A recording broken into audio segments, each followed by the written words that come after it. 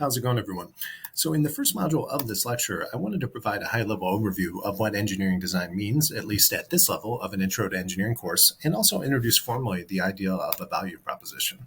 So when you think about engineering design, of course, it's going to be something that everyone's definition really varies depending upon who they are or what discipline they're in or what kind of engineering they do as work. So whenever you have kind of some ambiguity around definitions, the best thing you can do is go back to a centralized, trusted source and see what their definition is. And in this case, we're going to go back to the definition provided by ABET.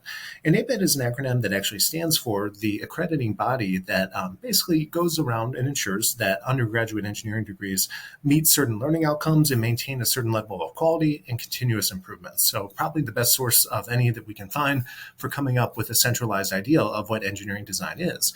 And feel free to read through this paragraph on the right. You'll notice that it's a little bit wordy. And when you look at the various kind of takeaways that I think are important, I bulleted them below. Oftentimes when people think about engineering design, they think about actually designing something that they physically can touch. And traditionally, we would use the term hardware for that. Oftentimes when people think about hardware, they kind of restrict themselves to talking about like computer or electronics products, but really it's just anything physically that you can touch. So maybe it's kind of the form factor or the casing of this stock cam, which you probably can't see. Just trust me that I'm pointing to that. But note that when you apply the concepts of engineering design, it doesn't necessarily have to be to actually make something that you can touch. It doesn't necessarily have to be for hardware. Those same principles can apply for the design of software.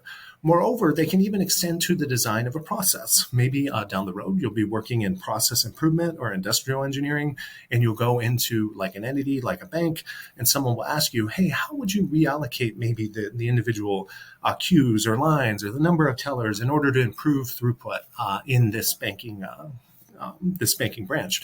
And maybe that's kind of a bad analogy since banking branches seem to be going by the wayside and those that are around don't seem to be focused anymore on throughput. They seem to be a bit more focused on customer experience. However, you get the idea that these principles extend beyond just designing a physical thing. They can also be used to design software or even processes. In addition, another thing that is incredibly important to this is the idea of engineering design being a process that tries to meet the needs of some constituents and fulfilling specifications. So there's just certain criteria by which your design will be measured, and those criteria are driven by the needs of your stakeholders, and it's going to be subject to constraints. There isn't all the money in the world. There isn't all the time in the world, and so on. So that's really what defines an engineering design problem. A third point that I think is incredibly important to think about is the idea of innovating through iteration, I should say. And the way that you're going to be able to innovate through iteration is to accelerate the failure process. The worst thing you can do in the world as an engineer is just sit around in meetings and talk, and never actually build anything because there's just certain things that you don't know until you do.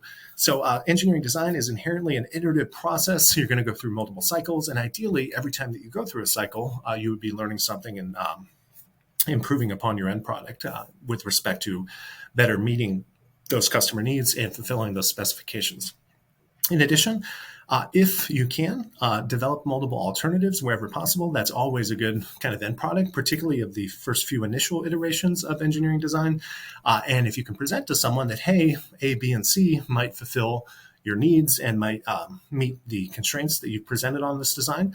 And there's trade-offs in between them. If you can present the trade-offs to your customer or stakeholders or whoever they may be, we'll use a lot of these different words interchangeably, you're going to give them the capability to kind of be able to evaluate certain considerations that they might not have thought of before. So you can present by kind of coming up at the initial iterations of the design process with multiple different end products that your customer can kind of evaluate and consider the trade-offs. It's more likely that you're going to be able to deliver value to them. So just, I took this slide from actually the graphics class that I teach because I thought that it hits upon some points that are just a little bit better of how I would actually define it, going outside of ABET's definition and going to Henry's definition of what design is. And I think that some of the key points is you have to emphasize that it's an iterative process. So it's something that has to be done multiple times in order to get to perfection. Another thing about it that I think is important to understand is that it spans from this idea of ideation or conceptualization, where you kind of are trying to understand the problem and come up with a solution, all the way up to the pre-development stage. And what I mean by that is when you think about the design aspect of engineering, you traditionally don't think of it as in the case of hardware manufacturing, or in the case of software, actually writing like shippable or professional grade code. it's really not about the process of optimizing the actual manufacturing, particularly of something that you're going to do at scale. In the case of hardware, it's just getting to the point that you could actually kind of hand it off to a manufacturing engineer, or you could hand it off to a professional software engineer, or in the case of the bank redesign of the inside of the banking branch, where we talked about maybe modifying the number of tellers or modifying the way that the lines are laid out, it's handing a plan off to the actual construction people that will actually lay that out for you. So in addition, it's very, very important, particularly for those of you that are going on to 4-year engineering degrees, to always think about design as an optimization process. And whenever you have an optimization process, you have some objective function that you're trying to optimize. That means you're trying to maximize or minimize something.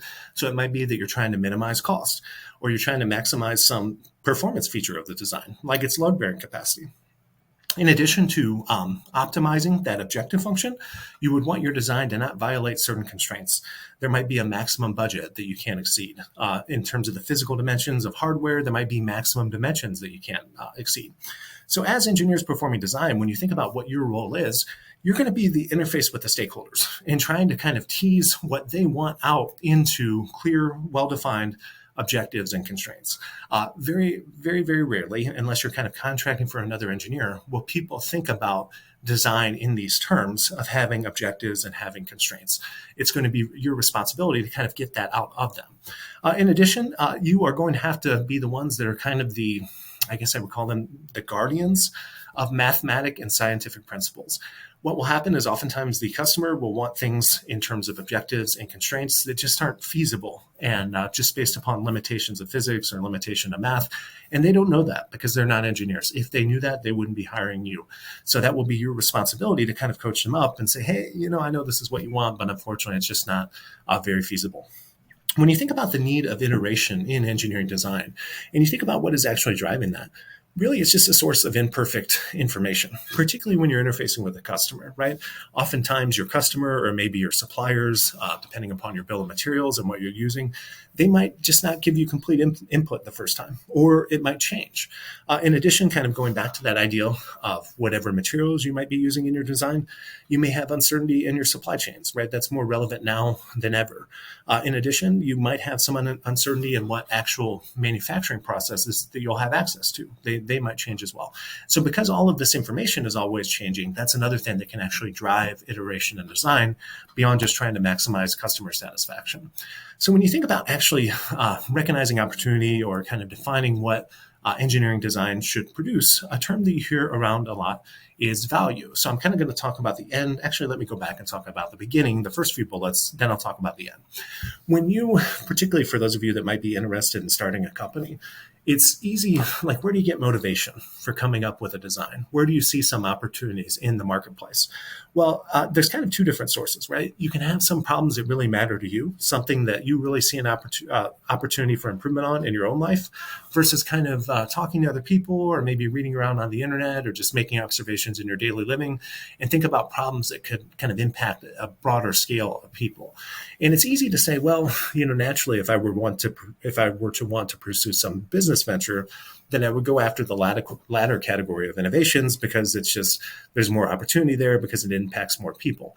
However, one of the things to be really careful about when you're kind of making those kind of considerations, whether it's starting your own company someday or maybe just choosing a project for a class, is that if it's a problem that impacts you, you likely know it better than a lot of other people. And because of that, you might really be able to provide niche value that other people can't provide. For example, if you have some hobby like cycling, not everyone cycles, not everyone rides a bike. So if you're thinking about an innovation, maybe it's something related to an actual bicycle, you're going to be much more well equipped to do something there, of course, than me or someone else that doesn't ride a bike. So don't necessarily neglect innovation opportunities in particular market sectors just because you don't think it has big scale. It's a big world. So even getting like 0.001% of a customer base could really define a big market opportunity for a product. So when you talk about actually providing value to people, there's this idea of value proposition that comes out of Harvard Business School that I think is important to be aware of. And when you talk about value, like for example, if I just went to Subway and refilled this Diet Coke and I paid 85 cents. If I asked you what value did it provide to me, would you say it's 85 cents? Well, it's got to be more than 85 cents. That's why I mean by not price why, right? It has to provide more value to me than the cost, or I would have never bought it. So really the best way to define value is the benefit that's actually provided to the customer. And when you talk about the value proposition of a product, you're talking about how much benefit it provides to the customer. That's value, less what it costs. So if to me, this is just worth, for whatever reason, $5, $10, $15. It's not worth that much. But say in a certain case that I had to get, if you look at the time, it's 3:57 Wednesday before Thanksgiving. I have a 4 o'clock meeting. Then I'm going to come back and record very, very late on the eve of Thanksgiving. So say I was just drained and I needed the caffeine in order to get through. And if I didn't get through, I was going to get fired, right? That could be worth a ton to me. So the value proposition of something can change because the cost can remain static, but the value can kind of fluctuate in certain scenarios. So when you think about value propositions, oftentimes when you're kind of brainstorming with other engineers and you're thinking about actually designing a product, you'll talk about dimensions of value. And really what you're talking about there is what kind of benefit are we talking about providing to the marketplace versus competitors? And where's our price point relative to our competitors? So what you see is naturally, you're going to get 5 different combinations of ways that you can create a new design or a new product that can actually add value to the market. If you take a combination of price on the vertical axis here and benefits on the horizontal axis, you can see that you can provide more benefit, whatever that benefit is, for less price, right? So that's going to be an incredible value. The value proposition is going to be really big there because you got more benefits, so a lot of value for even less price. If you were to come up with a product where you had just an incredible amount of benefit and you charge more, that would be a more for more value proposition because you're offering more benefit, but you're charging more in that case. So these are really the 5 different combinations where you can kind of craft value propositions out of new product designs. One thing that I wanted to be clear is when you talk about actual design, that's not the only thing that engineers are involved with throughout the entire product creation lifecycle, right? You might turn out to work in design as an engineer, but you might actually work in development, right? You might take the actual end product design for someone else, and actually, how do you make it to a reality? Maybe you actually want to be a production grade software engineer. You want to be doing a bunch of commits to GitHub.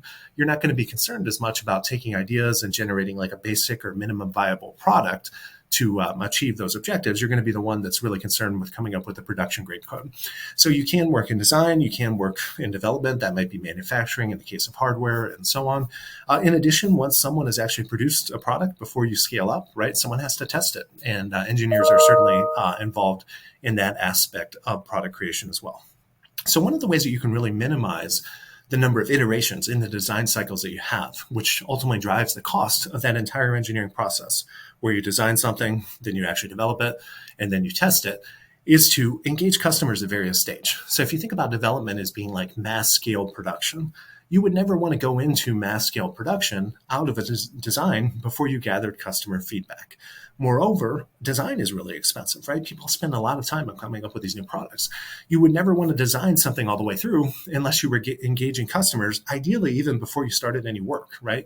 Just because you think something is a good idea, unless it's just your pet project and you're trying to protect the intellectual property and you don't want to tell anyone else, it probably makes a lot of sense to get some preliminary feedback from potential customers in order to minimize the duration between getting customer feedback, because ultimately that's what drives cost in the engineering production process. So let's think about some example problems here.